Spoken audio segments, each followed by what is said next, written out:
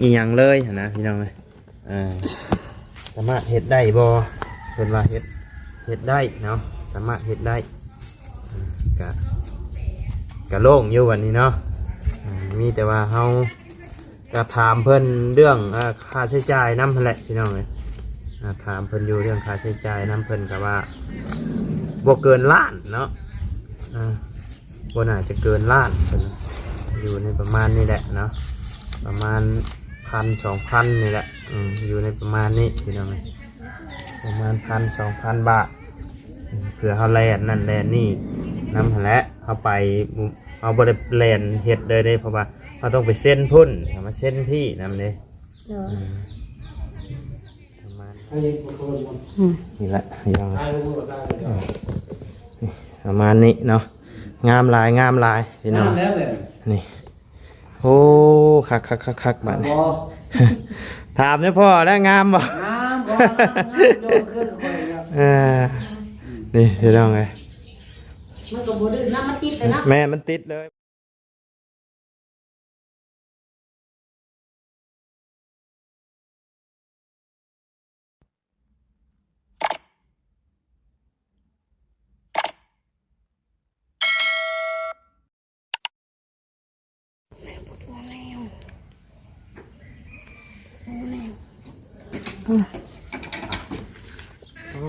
กุกชรีเรางามเลยเนาะบริเก่ามาเฮือนรับชนเลยเฮ้ยมะเขือเห็นไหนเนี่ยกินเราจะเก็บไปขายเขาก็ขอซื้อนะเพื่อนเอาเนาะพี่น้องเลยหลังจากที่ทางบ่อไร่ได้เข้าไปสอบถามเรื่องเห็ดสัมมนูครัวของสแตลเพิ่นเนาะทางเพิ่นก็ให้คำแนะนำมาเนาะพี่น้องเลยการเฮาสิเฮ็ดเลยแบบว่าให้ทางในบ้านเช่นเอาอยู่นี่เลยนะมันบ่ได้เพิ่นว่าเนาะเพิ่นก็อยากรู้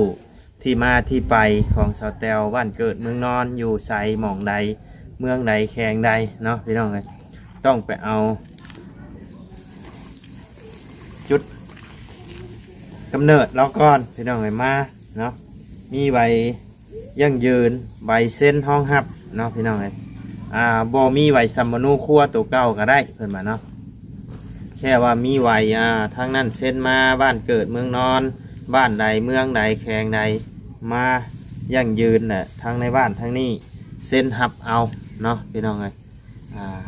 ได้เพิ่นว่าเนาะแต่ว่าเฮ็ดอยู่นี่มื้อนี้น่ะมันบ่ได้แล้วเนาะมีแต่ไปเฮ็ดอยู่เมืองพี่น้องเลยอยู่เมืองเนาะเดี๋ยวไปแย่งสแตลน้ำกันอีกเท่านึงเนาะพี่น้องเลยแต่กาทางบ่อไร่กะมาพี่ครับยับมาทางบ่อไร่ก็ได้ถามทางในบ้านทางบ้านเฮานี่ก็ถามผู้รักผู้ใหญ่เพิ่นเนาะสมมุติว่าเราไปเส้นทางนั้นมาแล้วทางนี้สิเส้นห้องหับบอพนากะต้องถามหัวหน้าจุหัวหน้าหน่วยเอียงน้ำเพิ่นมาต้องถามหลายๆคนน้ำแน่น้ำโบเมนว่าทางในบ้านพอดีละมาทางนี้ครับสบายดีเด้อเชตเตลเด้อจะคือเข้าไปทำกินนี่แหละเนาะสเตลก็ไปฟังน้ำกันอยู่แต่ว่ากินนี่เนาะก็เพิ่นให้ไปเส้นไว้ยั่งยืนมาแต่พุ่นแล้วก็เส้นออกมาแต่พุ่นบ่มีสัมมนูก็ได้มีแต่ไว้ยั่งยืนกับใบเอียงเพิ่นบอกกินใบเส้นห้องหับเนาะมาแล้วทางนั้นเส้นออกแล้วมาให้ทางนี้เส้นเข้าเนาะเส้นหับเส้นหับพี่น้องเลยก็คือเขาไปถามแล้วอยู่นี่ทางเจ้าหน้าที่เพิ่นกับ่สามารถเฮ็ดให้ได้เด้อพี่น้องเพราะว่าเพิ่นก็อยากรู้ที่มาที่ไปของเจ้าบ้านเกิดเมืองนอนเจ้าตะกี้อยู่ไสเนาะจังได้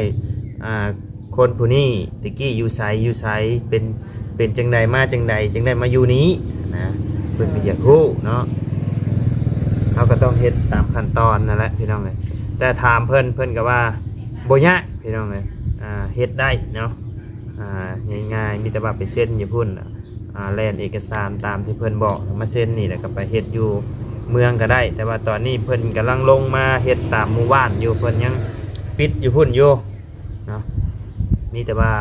ช่วงที่เพิ่นเปิดแล้วก็เจ้าก็ไปมีเวลาก็ไปแลนไว้ก็ได้ตัวไวตัวนี้นะแล้วก็มีรูปใบน้อยใบติดในหันแล้วก็ให้เพิ่นเซ็นยังยืนบางคนผู้นี้เคยเป็นลูกบ้านอยู่นี่พ่อชื่อนั่นชื่อนี่ยังอยู่บ่จังใดนะเพิ่นอยากฮู้ซ้ำนั่นแหละไปถ่ายรูปใบน้อยนะแล้วก็ให้ทางนั้นเพิ่นเซ็นประทับตาออกมาให้ใบยังยืนมาบ่าคนผู้นี้มีตัวตนอยู่จริงอยู่ในบ้านนี่นั่นแหละเพิ่นก็อยากฮู้นั่นแหละก็คือเฮาได้เข้ามาเป็นลูกบ้านแล้วเฮาก็ต้องมีเวียกมีงานหยังเฮาก็ต้องได้ไปซอยเพิ่นคันเพิ่นประกาศว่าเฮ็ดนั่นร่วมเด้อนี่ร่วมเด้อนะเฮาก็ต้องได้ไปได้สแตลเอ้ยแต่ชาวสแตลแล้วก็ไปอยู่ดอกพี่น้องก็เห็นไปอยู่เนาะก็บอกเผื่อไว้นั่นแหละเนาะเฮาเป็นลูกบ้านเพิ่นเด้เฮาก็ต้องไปคันสมมุติว่าเพิ่นเซ็นห้องรับแล้วจะบ่ไปเก็บเงินเก็บคำจะก็บ่ออกนำบ้านนำเมืองเพิ่นก็สามารถให้เฮาออกอีกได้แหละในเมื่อเพิ่นรับได้เพิ่นก็ให้เฮาออกได้ของในนี้นะอันนี้คือบ่ได้เป็นให้ได้คือบอกสู่ฟังเด้อเว้าสู่ฟังเนาะเว้าสู่ฟังว่ามันเป็นในนี่บ้านเมืองเฮายามเพิ่นเก็บก็เพิ่นก็บ่ได้เก็บเข้าถุงเพิ่นดอกพี่น้องเก็บเฮ็ดเวียกรวมอีหยังบ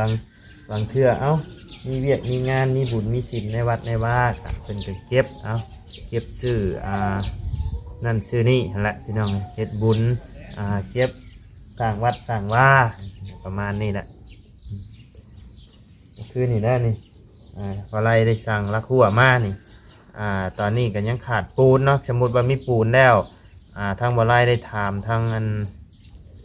ยังไงเพิ่นยังวะศิริวัฒน์เนาะศิริวัฒน์ที่อยู่วัดอยู่อย่างที่ว่าเพิ่นอันเฮ็ดเกี่ยวกับบัตรฮู้จักในวัดในอย่างคันมีปูนมีอย่างมาแล้วเพิ่นก็สิหาคนในบ้านนี่มาฟังเนาะเฮ็ดร่วมเพิ่นมาก็คือบ่ได้จ้างมีแต่ฟังบ่ได้จ้างกันว่าบ่มีแบบบัตรอันหยังคนที่มาบริจาคก็ต้องเก็บเงินในบ้านนี้แม่นก็ต้องเก็บเงินในบ้านซื้อเสาซื้อหยังเฮาก็อยากเฮ็ดมันแหละเพื่อนละ2ต้นหรือ3ต้นก็ว่ากันไปหรือว่าต้นนึงเนาะเฮาก็จำเป็นต้องได้ออกเพราะว่ามันเป็นเรียกรวมนำบ้านเลยบางเทื่อคันเฮาบ่มีเนาะเฮาบ่มีก็เฮามีอยู่ทำนี่ขอกันเด้อเฮามีแล้วเฮาจะเอาไปให้อีกนั่นก็ขอเพิ่นก่อนได้เฮาบ่มีเด้ก็ไปหาก่อนติขอเวลาหาก่อนนะมีในกระเป๋านี่อยู่อัน50,000เนาะเพิ่นมาเก็บ50,000นี่ก็ขอเพิ่นก่อนช้าจักเอาให้เพิ่นก่อนจัก20,000นะหรือว่าจัก25นะเฮาก็เก็บไปแง่กระโตเฮาแน่เพื่อเฮาเป็นไข้เป็นหนาวเฮาสิให้เบิดก็มันเป็นไปบ่ได้พี่น้องเอ้ยลูกเต้าเฮาเด้ยากินลูกก็ขวดนึง40ล่ะนั่นแหละคือฮู้นะก็แพงหายแล้วพอยาเพิ่นเนาะก็มีแต่ตามนั่นแหละสแตลมีเวลากับไปเฮ็ดมาเด้อไปเส้นแต่บ้านมากกับเท่าไรคันจ้ำตาจ้ำอย่างกับประมาณให้ไปพิมพ์เอกสารบ่ได้แพงนะกว่าไปพิมพ์เอกสารมาเท่าไปติดใน20,000เซ็นเอกสารหั่นก็50จำตาหัวหน้าจุหัวหน้าหน่วยหั่นก็50กับประมาณนั่นแหละไล่ๆแล้วก็ประมาณ100,000นี่แหละ100,000 200,000มันอยู่ประมาณนั้นอยู่แล้วอยู่ประมาณนั้นแหละแต่ถามเพิ่นเมื่อกี้นี่ก็บ่เกินประมาณคันสูงชุดก็สิอยู่ในประมาณล้านเนาะเผื่อไว้ อันนี้คือเว้าเพื่อไว้เพิ่นว่าเว้าเพื่อไว้เพิ่นก็บ่น่าจะฮอดหรอกมื้อนี้เอายังออกไปขายมื้อนี้ มันนี่ไปหาหน่อไม้ น้ำไม้ออกไป ก็ลงวัดแต่เช้าพุ่นแหละ ลงไปถามเรื่องนี้เห็นบ่ เลย ว่าอยู่โทรหาสแตลมาเฮ็ดแต่บ่คือจังว่าเงียบชะม้อยแท้คิดว่ามันได้หั่นนะก็เลยโทรถามเบิ่งบ่เห็นรับชะม้อยสิมีอยู่ ไปหาอยู่ป่าเพิ่น ไม่ได้ให้อยู่ป้าอุกหยังบ่ต้องอุกนะบ่ถึงว่าเฮาก็มาเป็นจ้ะ เฮ็ดในได้ซะเนาะมันคือทางข้อนี่ก็บ่ไล่ก็อยากให้ไล่อะไรพี่น้องจังหวัดโทรถามเราพยายามถามอยากให้เพิ่นอยู่แบบอันมีแบบถูกต้องคือโมคือคู่นั่นแหละเนาะเพื่ออนาคตของลูกเราเองนั่นแหละพี่น้องเอ้ย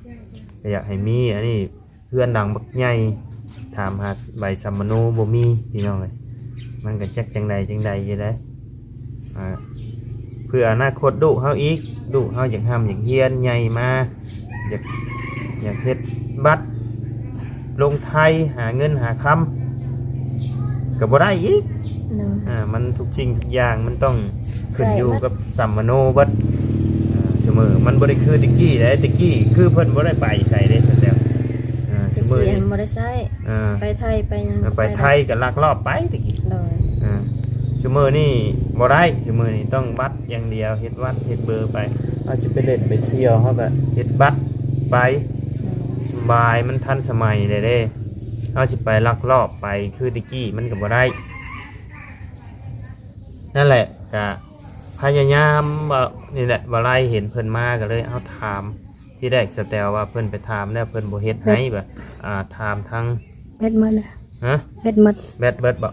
1% เดือน 1% จากนาทีเลย 10 โอ้โหไปเอาอันแบตสำรองก่อนจ้ะไปเอาแบตสำรองมาให้นะไปเลิกสิรับเลยไปจ้ะเนาะโอ้ใช้เหลือ15%อยู่เนาะ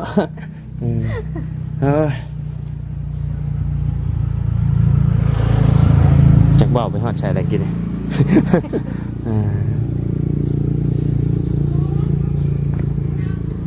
พยายามเข้าไปถามเจ้าหน้าที่เพิ่นโยบาไลก็เข้าไปถามแต่กระทั่งเพิ่นก็ว่าเฮ็ดได้บ่แม่นว่าเฮ็ดบ่ได้เนาะบ่มีสัมมโนก็เฮ็ดได้แต่ว่าทั้งนั้นต้องยืนยันว่าเจ้าเคยเกิดอยู่บ้านนั่นเมืองนั่นพ่อแม่ชื่อนั่นชื่อนี่มีญาติพี่น้องยืนยันให้ว่าเจ้าเคยอยู่นี่แท้บ่หั่นนะ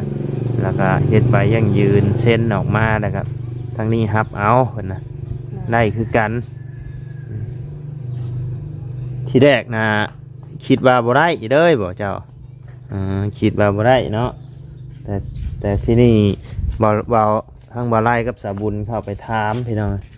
เข้าไปถามมาในกรณีที่เราบ่มีหยังเลยเราอยู่กับลูกแต่2คนนี่เฮ็ดได้บ่ว่าเนาะเพิ่นก็ว่าบ่มีสัมมโนอีหยังเลยนะพี่น้องเอ้ย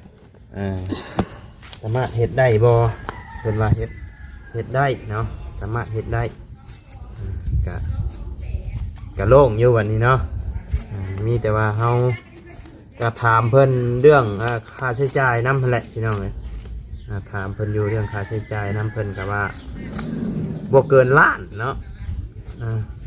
บ่น่าจะเกินล้านเพิ่นอยู่ในประมาณนี้แหละเนาะประมาณ 1,000-2,000 นี่แหละอยู่ในประมาณนี้พี่น้องประมาณ 1,000-2,000 บาทเพื่อเขาแลนนั่นแลนนี่นำและเขาไปเอาบริแลนเฮ็ดเลยได้เพราะว่าเขาต้องไปเส้นพุ่นมาเส้นพี่นำเลยประมาณนั้นมีแต่ว่าหาเงินหาค้ำได้แล้วก็ไปเฮ็ดไปแลนทั้งนั้นมาแล้วก็หาเงินได้แล้วก็ไปแลนทั้งนั้นมาก่อนเส้นอยู่พุ่นมาก่อนหาได้อีกเขาก็เส้นทั้งนี้นี่แล้วก็จังไปเมืองให้เพิ่นแลนให้นะจำทั้งนั้นทั้งนี้ก่อนมันสบายเอาเห็ดแล้วอะไรก็มันสบายลูกอย่าทำอย่าเฮียนนะเอาข่าวองเฮียนได้แล้วนี่ ไปดินน้ำหมูน้ำคูเนาะสบาย เขาองค์งามองเฮียน เอามา ไหนละ โลได้เด้อ โอ้บัดชิหูกันเนาะได้จิพันไปขายเครื่องมัน บ่ได้ขายสัก ไม่ขายครับ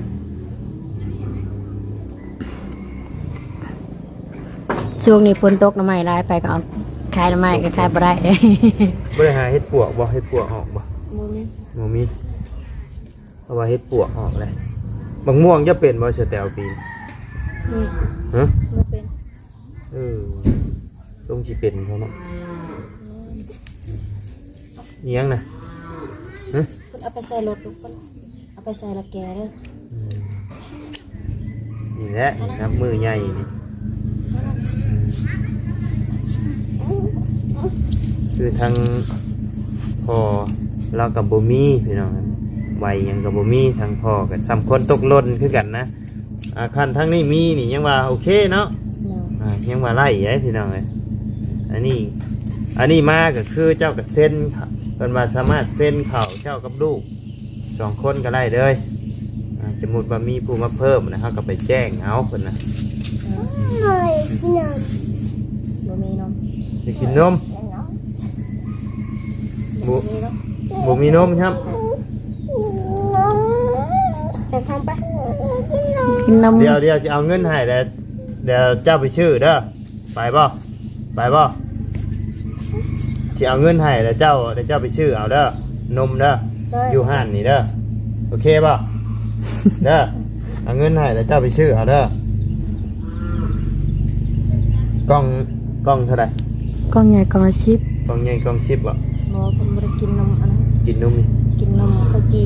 กินนมตะกี้กล้องเท่าไหร่ ชอบพังนม นี่เจ้าไปชื่อเอาเด้อเฮ็ดให้ได้ทุจ้าเอาทุจ้าทุขึ้นชุบเอาไปชื่อเอาเด้อ แปลว่าแม่สิโทรบอก บ่เจ้าไปคนเดียว ไปแล้ว โอ จ้ะ เคบ่เจ้าย่างไปเอาไป ลูกไปซื้อแม่สิโทรบอก ไปฉันน่ะเอาขึ้นเห็นไหม ไปเอาขึ้น ขึ้นไหม ไปซื้อน้ำเถาอยู่หาดนะ ไป ไปเถา ชื่อ มา น้ำข่าวไปเจ้าย่างไปเอาไปเด้อไปคนเก่งไป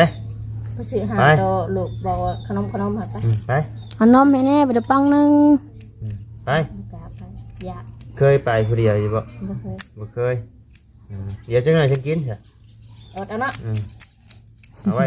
เพราะว่าบ่ได้กินแต่เช้าบ่เมื่อวานนี้บ่ได้กิน เมื่อวานนี้บ่ได้กินเท่ายังกินนมอยู่ บ่ได้กินเฮิงเลยเด้ออยู่น้ำตู้ปะยังมีก่อนน่ะมัน เอาไปฉันไปชื่อ พอปะแหละ นมมาให้เพิ่นก่อนจะไป ยามเพิ่นอยาก มีแต่ตามนั่นน่ะเด้อสแตลเด้อ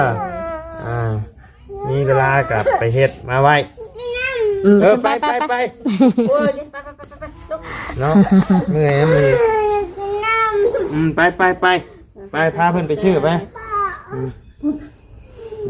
กินขนมก่อนเป็นยังไง ให้มาเลาะเบิ่งพักเบิ่งหญ้าแล้วก่อนพี่น้องนะไปเลิกพาเราไปชื่อแล้วเนาะอยู่ให้กินนะเพราะบุกผิดลบแค่นี้ ต้นมันลมเลย ต้นจนลบ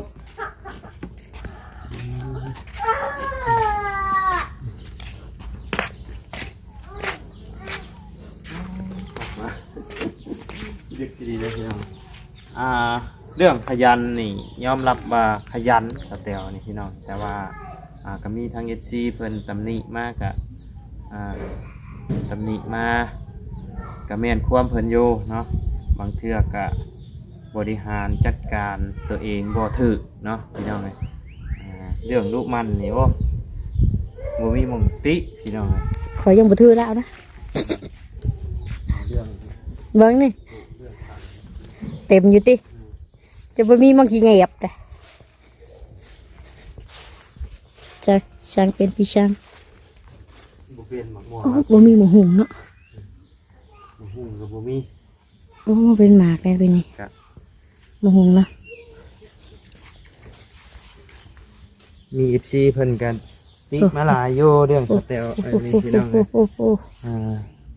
กำลังเป็นหลอกเนาะ นี่ตัวนี้ค่ะเป็นแล้ว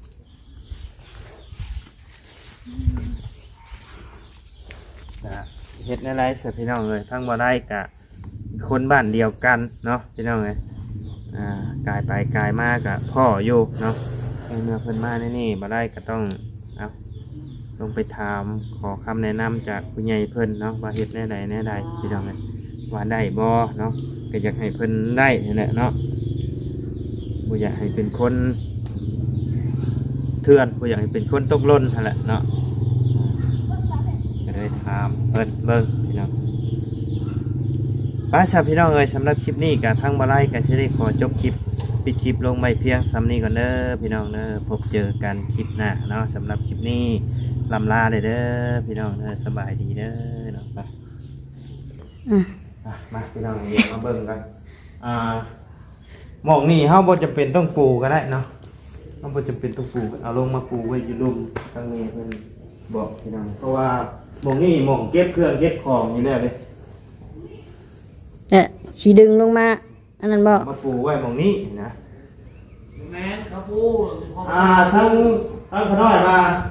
อยากให้ปูแต่ให้มันเที่ยงกันซ้ำนี่แต่พอนะและพื้นนี่ปูไว้กับหมองเก็บเครื่องชื่อเรามาปูไว้หมองนี้นะอีกพื้นหนึ่งมันจะงามนะเพราะว่าหมองนี่เอาไว้เก็บเครื่องเนี่ยเอาก็จะเป็นต้องปูก็ได้เอาลงมาปูอย่างนี้นะได้ป่ะเพราะว่าอยู่นี่พ่อพาปูคนไหนเพราะว่า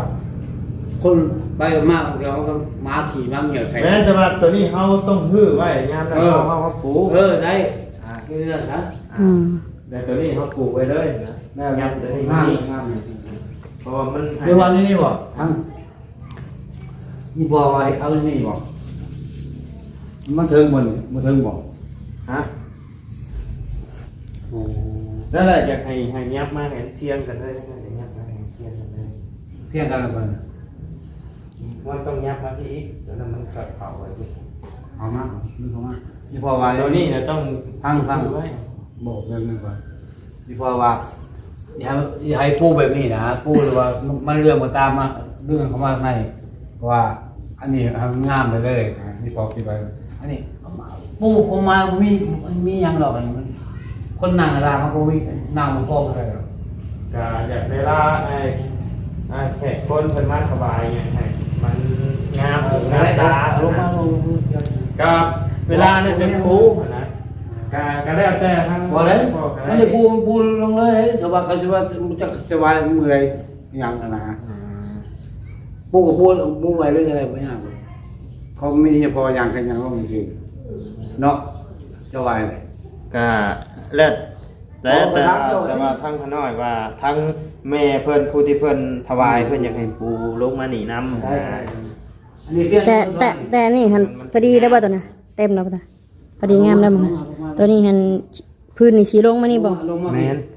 ลงมามันกะบ่อันนั้นเนาะบ่เขาต้องตู้ตัวนี้ขึ้นมาอีกบ่ได้นี่มันชิดกับตัวนี้เลยเด้ดึงมันเพียงกันตัวนี้แม่นดึงนี่ดึงมันเพียงกันตัวนี้มันจำกันกับหมู่บ่มันเพียงกันกับตัวนี้นะเลยค่อยๆบ่ดึงไปดูเพิ่นก็ปูไว้นะมันหนักแหละน้ำได้น้ำเอาล่ะบ่แม่ว่าเขาปูเลยมาหลายเถิบนะนะปูทับกันเลยมันเอาหัวชนกันที่ซื้อ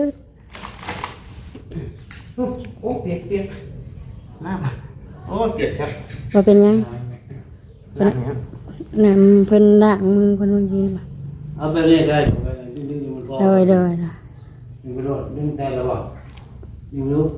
เพียงกันโอ้จบไปอยากเห็นอันนี้เอาลงมาเพียงกันนี่ได้โอ้ยทำไงเอาจะลงมามันงามดีก็วิธีเขามาถวายให้เขาถวายแน่นี่ละแขกคนเพิ่นมาถวายเครื่องหมายของกันอยู่นี้นะ บ่ลมพัดได้มันสิลมนี่คันบ่ลมเลย คันนั้น เอา เขา ไม่ยากแล้วไม่ยากหรอก เวลาเฮาสิมาถวายเขาก็เอาปู โอ้ ก็ได้ ลองเบิ่งลอง ลองลมก่อนบัดนั้นฮะพับลงไว้หั่นไปบ่ ปูให้ทางนี้ขึ้นเบิ่งกัน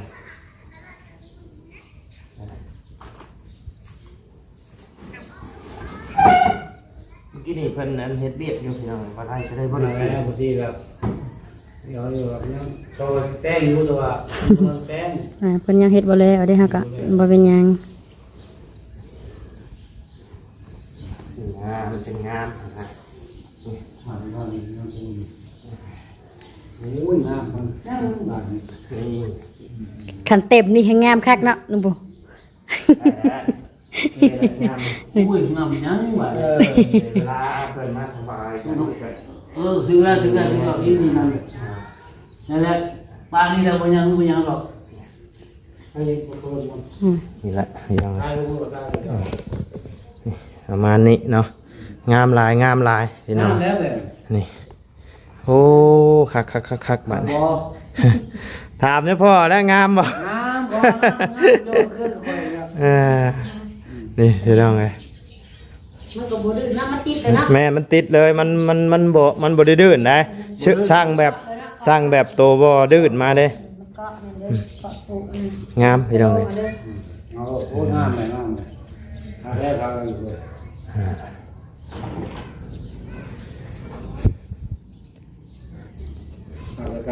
เนาะ มีแต่ว่ายามนั่นคันมันนั่นเข้ากับกวดปัดเอาซักตากน้ำก็ได้ได้เยอะ ยี่ห้อไอ้พ่อใส่เอง โดย มาขี่ใส่ยังขี่ใส่ โดยโอเคโดยไปซะพี่น้องเลยทางบ่อไร่ก็จะได้ไปเรียกไปงานต่อก่อนพี่น้องเลย